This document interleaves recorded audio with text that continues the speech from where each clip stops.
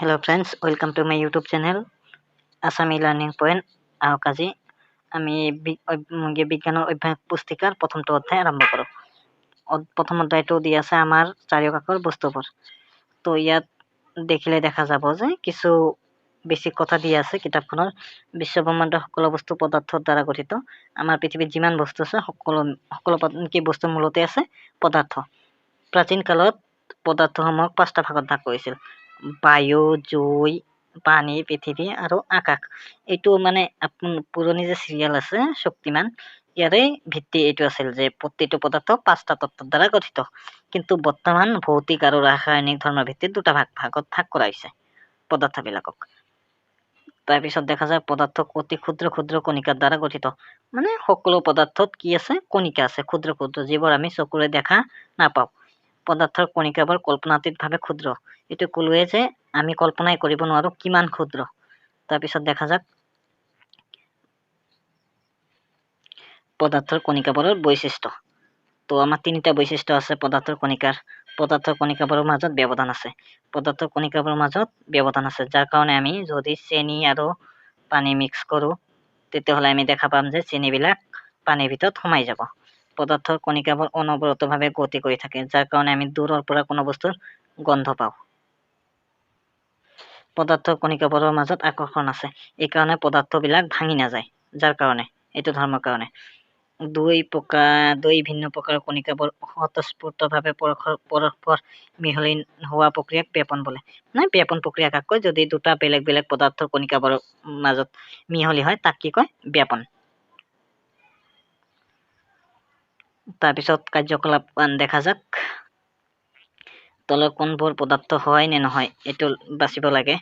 প্ৰথমটো চকী হয়, পদাৰ্থ হয়। বায়ু হয়, প্ৰেম নহয়। বাদাম হয়, চিন্তা নহয়। এইকেইটা হয় নহয় লিখিলেই হ'ল। তাৰপিছত আমাৰ এটা বাকী থাকিল, ঠাণ্ডা পানীয় হয়। তাৰপিছত পদাৰ্থ কোনটো অৱস্থাত কণিকাবোৰৰ মাজত আকৰ্ষণীয় বল বেছি? এইটো হ'ব গোটা। এইবিলাক কৈয়ে দিম অলপ পিছত। তাৰপিছত পৃষ্ঠা নম্বৰ 2, পদাৰ্থৰ কণিকা। ইয়াত দেখা পদাৰ্থৰ কণিকাবোৰৰ মাজত কি আছে? ব্যৱধান আছে। ব্যৱধান লিখিলেও হ'ব, ব্যৱধান থাকে। তাৰপিছত 4 নম্বৰ, ঠাণ্ডা বস্তুৰ গন্ধ পাবলৈ ওচৰলৈ যাব লাগে, কিন্তু উতলা অৱস্থাত গন্ধ পাবলৈ আমাক কেইবা মিটাৰ দূৰৰ পৰা পাওঁ। কিয়? পদাৰ্থৰ কণিকাবোৰ অনবৰতভাৱে গতি কৰি থাকে।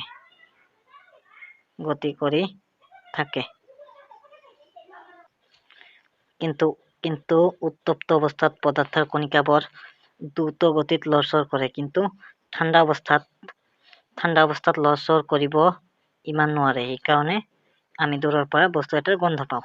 এইটো তোমালোকে অলপ বনাই লিখিব পাৰা। তাৰপিছত পদাৰ্থৰ কণিকাবিলাকৰ বৈশিষ্ট্যবিলাক কি কি? এইটো কৈছিলে 3টা বৈশিষ্ট্য আছে পদাৰ্থৰ কণিকাবোৰৰ মাজত। কি আছে? ব্যৱধান আছে। 2 নম্বৰ, আকৰ্ষণীয় বল আছে। 3 নম্বৰ, অনবৰতভাৱে গতি কৰি থাকে।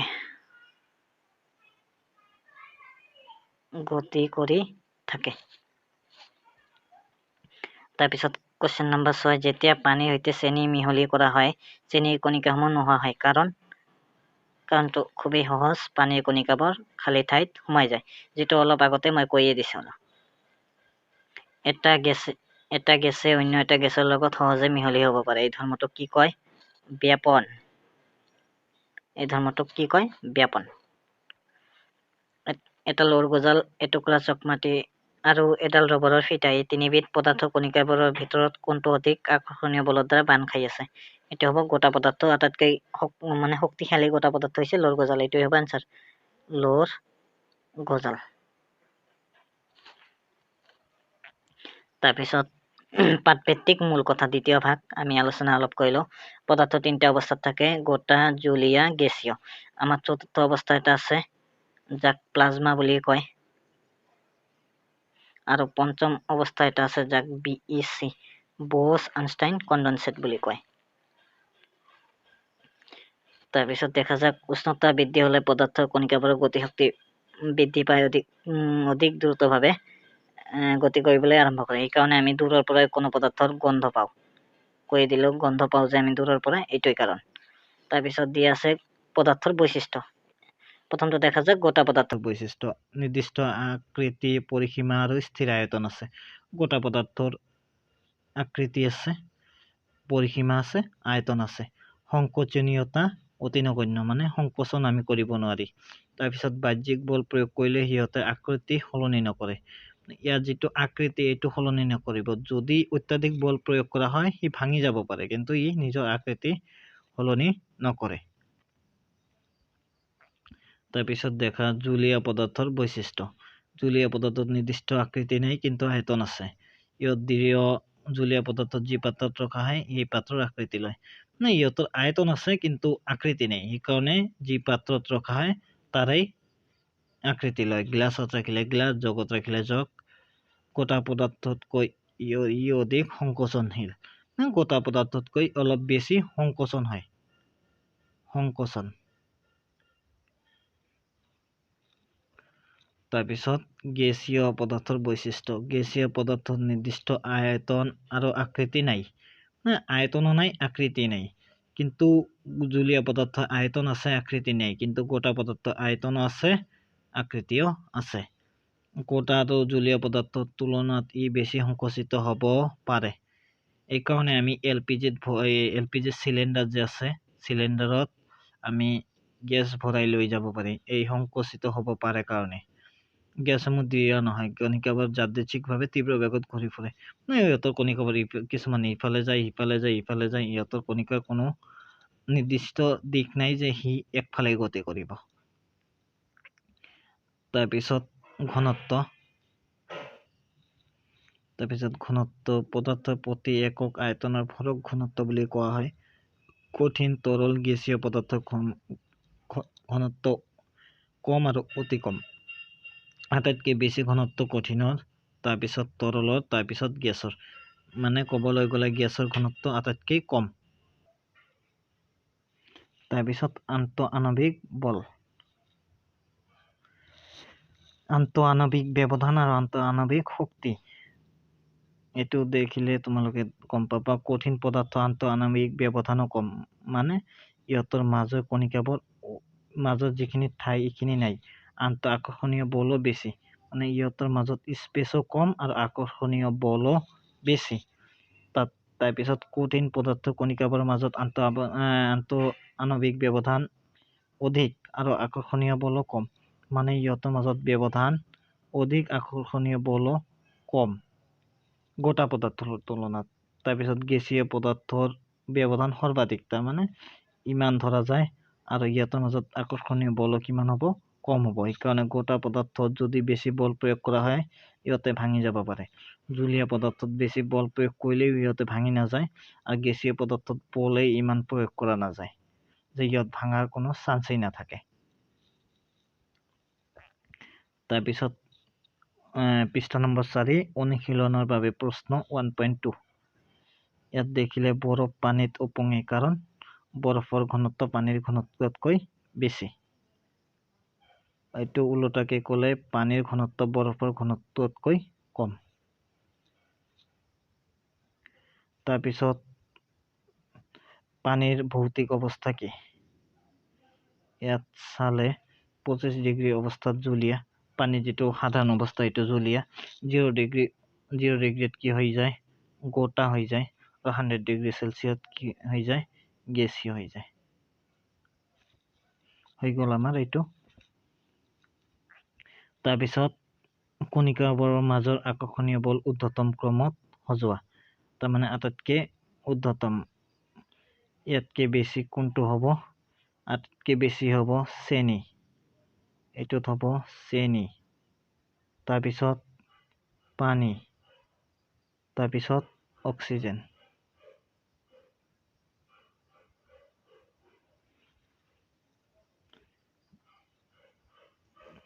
স্পঞ্জক এটা কি সহজে সংকুচিত কৰিব পাৰি? কাৰণ ইয়াৰ মাজত বায়ু সোমাই থাকে। এইটো কি ক'ম আমি? সংকোচন ধৰ্ম। সংকোচন পদাৰ্থ দিলেই হ'ব।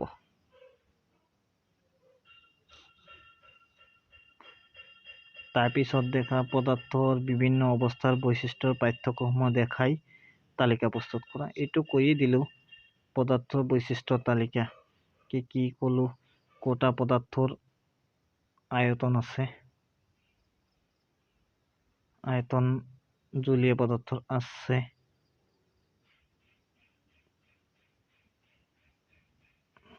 কটা গেছীয় পদাৰ্থৰ নাই। তাৰপিছত আকাৰ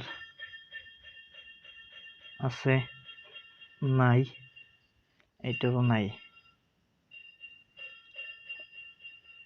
আৰু বাকীবিলাক কৈয়ে দিলোঁ, লিখি ল'বা তোমালোক, নহ'লে ভিডিঅ'টো বেছি লং হৈ যায়। তাৰপিছত দেখা উষ্ণতা আৰু চাপৰ পৰিৱৰ্তনৰ বাবে ইহঁতৰ অৱস্থাৰ পদাৰ্থৰ পৰিৱৰ্তন হ'ব পাৰে। এইটো অলপ পিছতে আহি আছে, এইটো মই বুজাই দিম। যে চাবা, আমাৰ জলীয় অৱস্থাৰ পৰা গোটা অৱস্থা হ'ব পাৰে, গোটা অৱস্থাৰ পৰা জলীয় অৱস্থা হ'ব পাৰে, জলীয় অৱস্থাৰ পৰা গেছীয় হ'ব পাৰে, গেছীয়ৰ পৰা জলীয় হ'ব পাৰে। এইটো কি প্ৰচেছত হয়, কেতিয়া হয়, মই চব কৈ দি আছোঁ, অলপ পিছতেই কৈ দিম। গলনাঙ্ক কাক বোলে? এইটো দেখা, এক বায়ুমণ্ডলীয় চাপত যি উষ্ণতাত কঠিন বস্তু এটাই গলিবলৈ আৰম্ভ কৰে তাক কি কৰে? গলনাঙ্ক। মানে কঠিন পদাৰ্থ এটা গলিবলৈ আৰম্ভ কৰে। যেনেকুৱা বৰফৰ গলনাঙ্ক কিমান দিছে? 273.6 K। গলনাঙ্ক মানে গোটা পদাৰ্থ কণিকাবোৰৰ মাজত আকৰ্ষণীয় বলৰ শক্তি সূচিত কৰে। গলনাঙ্ক যিমানে অধিক হয়, কণাৰ মাজৰ আকৰ্ষণীয় বল সিমান অধিক হয়। তাৰপিছত দেখা, যি পদাৰ্থ কঠিন অৱস্থাৰ পৰা এটা জলীয় অৱস্থাত পাই গৈ ইয়াক কি কয়? বিগলন। মানে কঠিন পদাৰ্থৰ পৰা জলীয় অৱস্থালৈ আহা, মানে বৰফ গলি পানী হোৱা। বিগলনৰ লীন তাপ, এক বায়ুমণ্ডলীয় চাপ, এইটো প্ৰধানকৈ মনত ৰাখিব লাগিব। এক বায়ুমণ্ডলীয় চাপ আৰু গলনাঙ্ক উষ্ণতা, এইটো যিকোনো হ'ব পাৰে, স্পেচিফিক। 1 কেজি বস্তু এটা বা 1 কিলোগ্ৰাম কঠিন পদাৰ্থ এটা জলীয় অৱস্থা লিবলৈ যি তাপৰ প্ৰয়োজন হয় তাকে বিগলনৰ লীন তাপ বোলা হয়। এইটো ডেফিনেশ্যন পৰীক্ষাটো আহে, তোমালোকে ভালকে পঢ়ি ল'বা। তাৰপিছত দেখা উতলাঙ্ক। গলনাঙ্ক যেনেকুৱা উতলাঙ্কও একেই। যি উষ্ণতা জলীয় পদাৰ্থ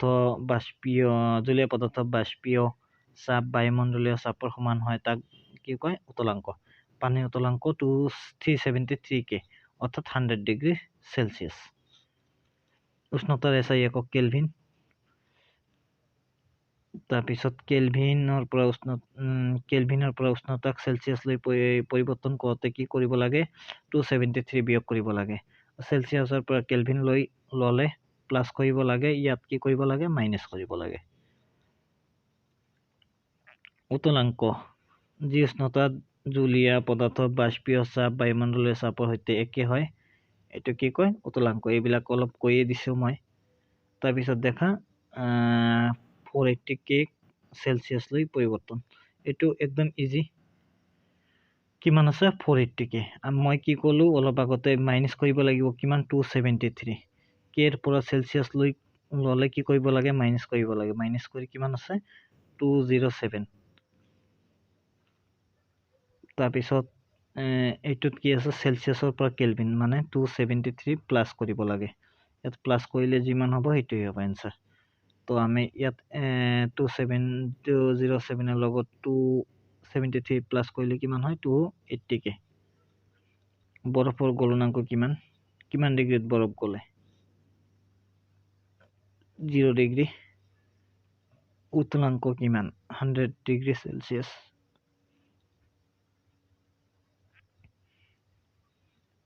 চেলচিয়াছ স্কেলত 400 K উষ্ণতাক কিমান হ'ব? এইটো বিয়োগ কৰিলেই হয়। কিমান হ'ব? চেলচিয়াছ স্কেলত 400 K উষ্ণতাক কি বুলি লিখা হয়? এইটো তোমালোকে এইটো কৰি লোৱা। 400 K মাইনাছ 273, যিমান হ'ব ইমান। গলনাঙ্ক অলৰেডি কৰি দিছে। যি উষ্ণতাত কি গোটা পদাৰ্থ এটা গলিবলৈ আৰম্ভ কৰে তাক কি কয়? গলনাঙ্ক। বিগলনৰ লীন তাপৰ সংজ্ঞা দিয়ে। এইটো কৈ দিছো যে এক বায়ুমণ্ডলীয় চাপত আৰু নিৰ্দিষ্ট উষ্ণতাত 1 কেজি বস্তু এটা গলিবলৈ যিমান তাপৰ দৰকাৰ হয় তাকে বিগলনৰ লীন তাপ বোলা হয়। এইবিলাক সহজে আছে। SI এককত পানীৰ উতলাংক হৈছে উতলাংক কিমান হ'ব 373। উতলাংক মানে 100 ডিগ্ৰী চেলচিয়াছ। ইয়াৰ লগত 273 প্লাছ কৰিলে হৈ যাব এনসাৰ 373 কে। তাৰপিছত কেলভিনত প্ৰকাশ কৰা, চেলচিয়াছত উষ্ণতাবিলাক কেলভিনত প্ৰকাশ কৰা। 25 ডিগ্ৰী চি, ইয়াৰ লগত কিমান যোগ কৰিব লাগিব 273 যোগ কৰি কিমান হ'ব 3 5 8 2 7 9 298 কে। তাৰপিছত সেইদৰে কিমান আছে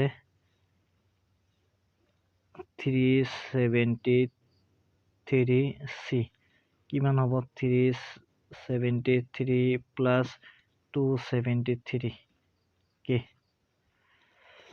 336 4 3 2 5 46 কে। এইবিলাক সৰু সুৰা গণিত কৰি ল'বা। তাৰপিছত দিছে কঠিন অৱস্থাৰ পৰা তৰল অৱস্থালৈ পৰিৱৰ্তন হোৱা প্ৰক্ৰিয়াটো হৈছে বিগলন।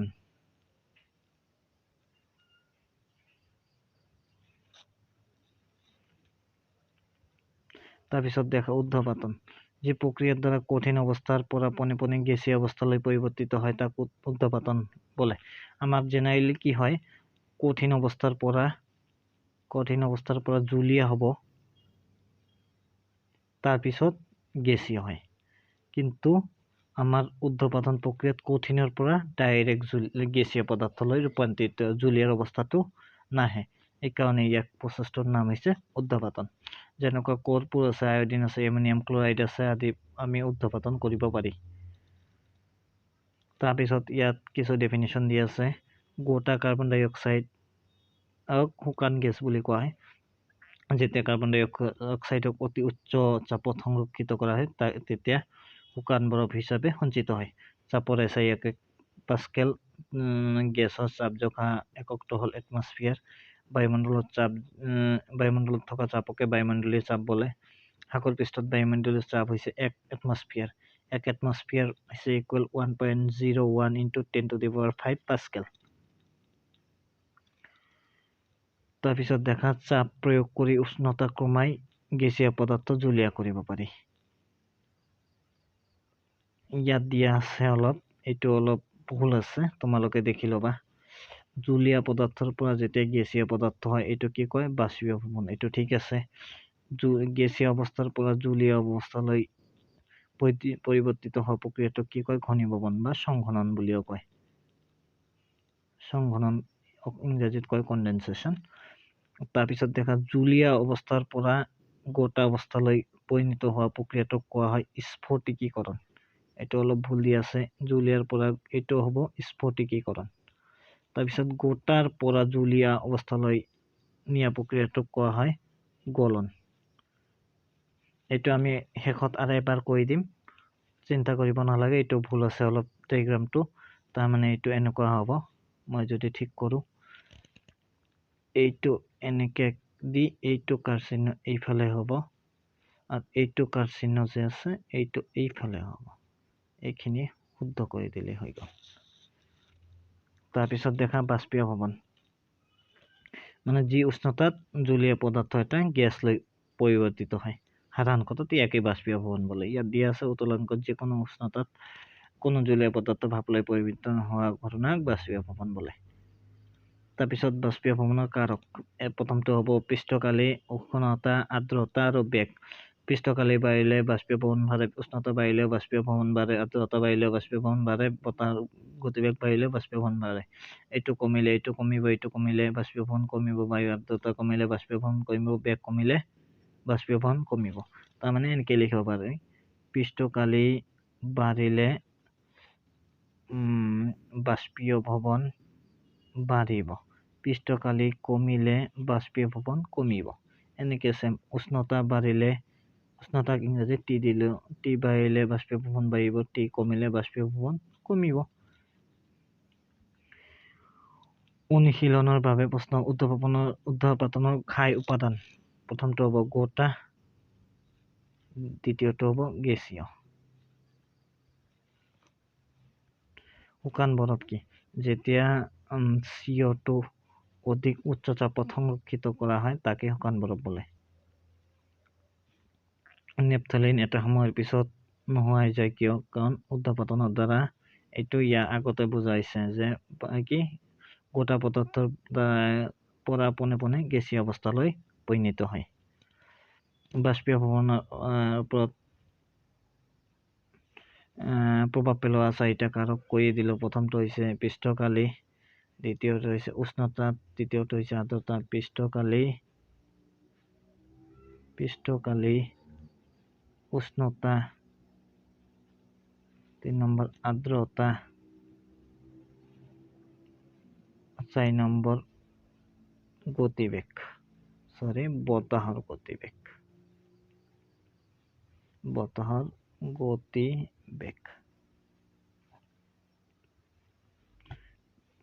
গ্ৰীষ্মকালত আমি কিয় কপাহী কাপোৰ পিন্ধো?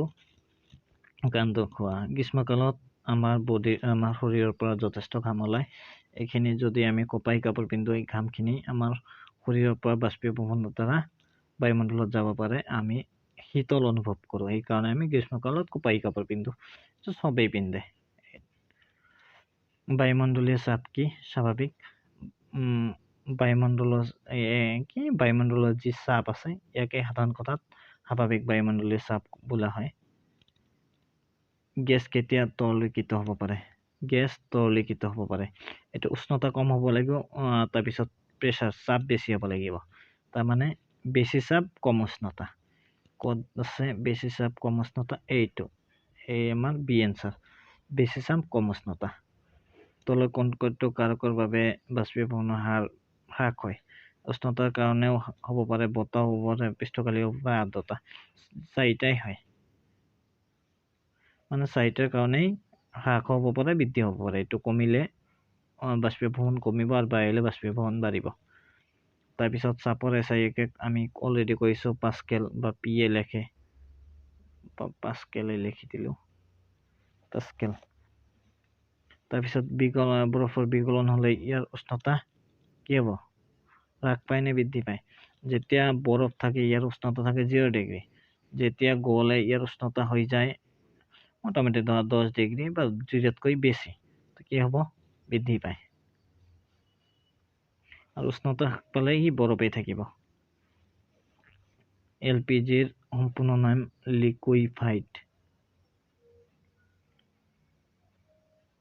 Liquefied petroleum gas.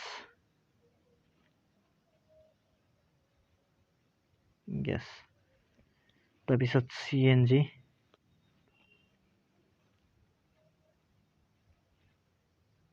compressed natural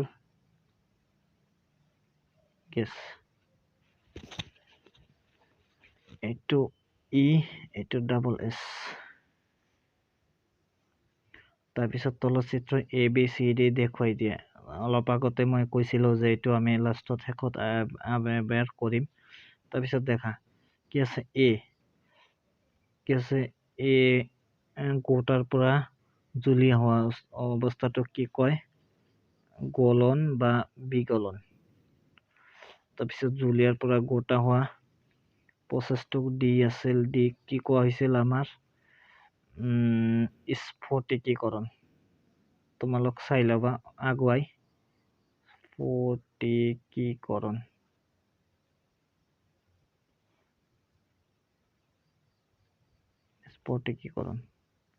স্ফটিকীকৰণ বানামটো আগত দিয়া আছে, চাই ল'বা। তাৰপিছত দিয়া আছে দেখা বি, জুলীয়াৰ পৰা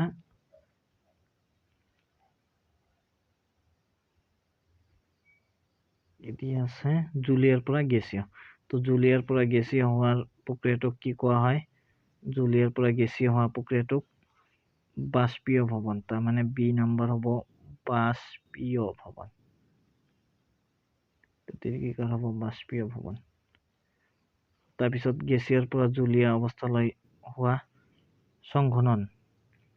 সংঘননৰ আৰু এটা নাম আছিল ঘনীভৱন। এইটো হৈছে সংঘনন বা ঘনীভৱন। কিতাপত ঘনীভৱনটোই দিয়া আছে, এইটোৱে লিখিবা। তাৰপিছত গোটাৰ পৰা গেছীয়, গেছীয়ৰ পৰা গোটা, এইটো হৈছিল ঊৰ্ধ্বপাতন।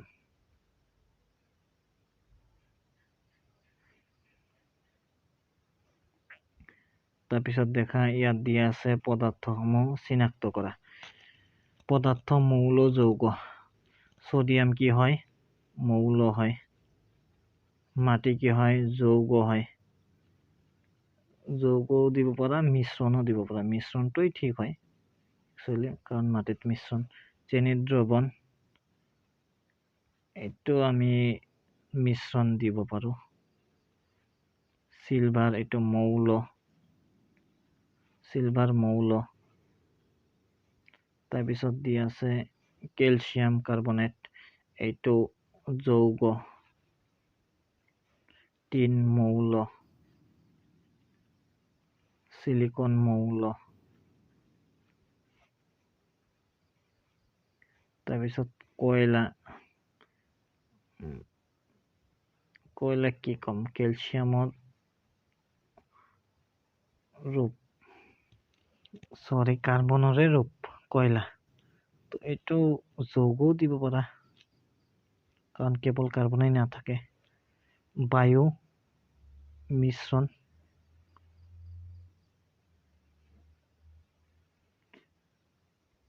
তাৰপিছত কি দি আছে? মিথেন। মিথেনটো কি হ'ব? যৌগ। আশা কৰো ভিডিঅ'টা চাই তোমালোকে ভালেই পাবা। যদি ভিডিঅ'টো ভাল লাগিছে তেতিয়াহ'লে চেনেলটো ছাবস্ক্ৰাইব কৰি দিবা, আৰু ভৱিষ্যতে এনেকুৱা ভিডিঅ' আনিম